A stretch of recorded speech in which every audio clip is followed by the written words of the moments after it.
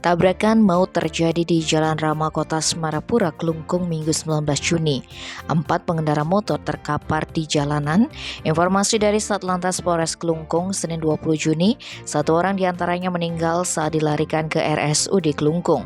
Sementara 3 lainnya alami luka-luka dan sudah ditangani pihak RSUD Klungkung.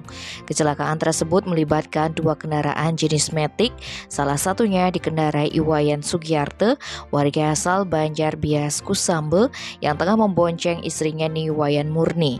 Pasutri tersebut akan pulang ke rumah di Jalan Kecubung, Semarapura seusai sembahyang di salah satu pura di desa Kusambe. Saat melintas di Jalan Rama, tepatnya di depan SPBU Rama, pasangan suami istri ini ditabrak motor yang dikendarai Rizkyadi yang tengah membonceng Abdul Manan.